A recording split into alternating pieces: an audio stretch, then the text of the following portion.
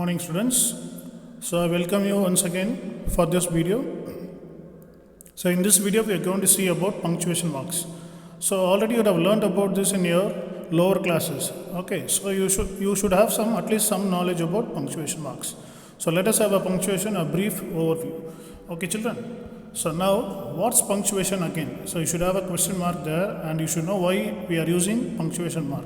So according to the Webster dictionary here, the act or practice of inserting standardized marks or signs in written matter to clarify the meaning and separate structural units. So from here you can understand.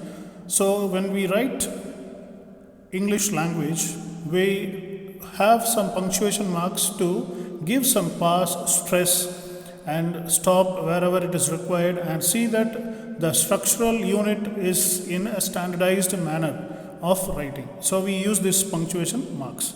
Okay, so now let us see what are the punctuation marks you have in your book. So these are the punctuation marks what you have in your book. So normally we have more than 14, but in your book we have 10. So let us discuss about only this right now. So you can see here comma, semicolon, colon, full stop, exclamation mark, question mark, dash, inverted commas, apostrophe, brackets. So these are the punctuation marks we are going to see in detail or brief about that. Okay, so let us see first what are the things to be learnt before getting into this punctuation marks.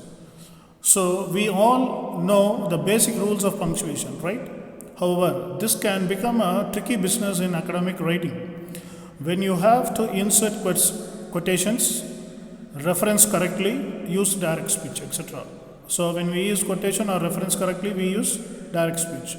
We will go through each of the punctuation marks and address common mistakes. Okay, so we can have some mistakes also can be seen. For punctuation concerns related to referencing, please ask a writing consultant for material specifically on how to reference.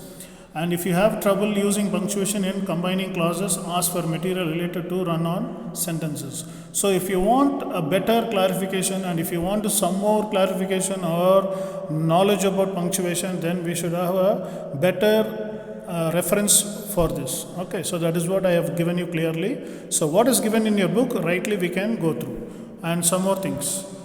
Some common mistakes and don'ts. So we can avoid using exclamation marks in the academic writing. So maximum exclamation marks used in the imperative sentence, but most of the academic writings we don't use. Never combine a question mark and an exclamation mark. So never combine a question mark and an exclamation mark.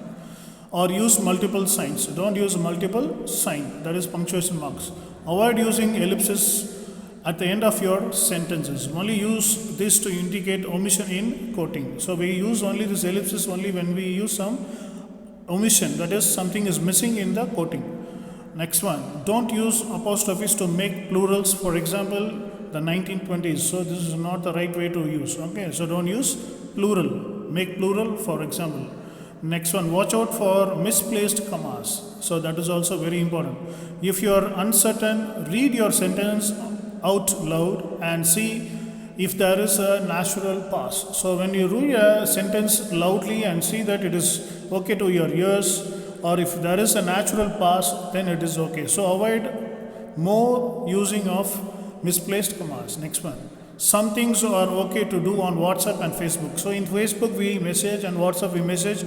There we don't use the language as it is. Okay, we use according to our our own concern or friendly use or something which is very quite often we make, but that cannot be written in the academic writing. Okay, so these are the things which we have to follow in punctuation marks. Okay, now let us see in detail.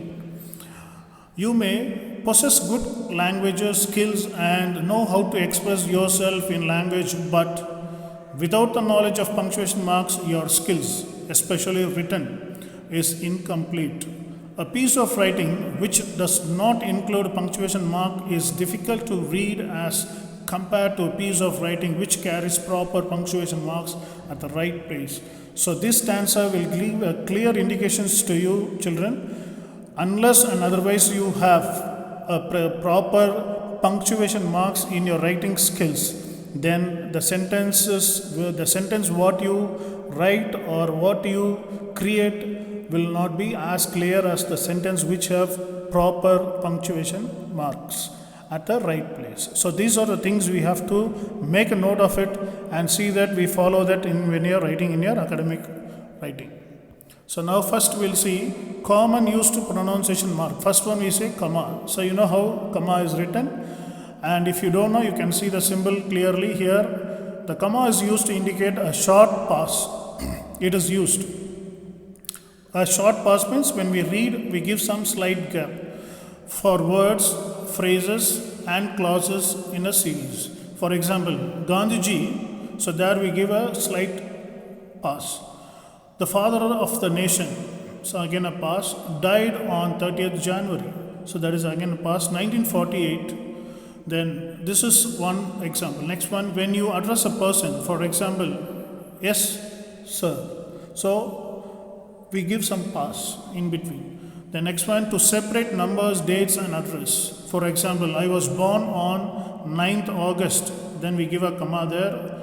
The next one, 1990 in Lucknow, then Uttar Pradesh. So when we say some details like this, we use commas. Okay, children. Next one, we have semicolon. Okay. Semicolon represents a strong pause than a comma. So that is a strong pause. It is, comma is a light pause and this is a strong one.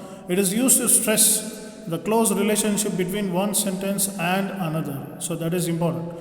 For example, today we love what tomorrow we hate. So there is another sentence. Today we seek what tomorrow we shun. The next one. Today we desire what tomorrow we fear. So at the last you use a full stop.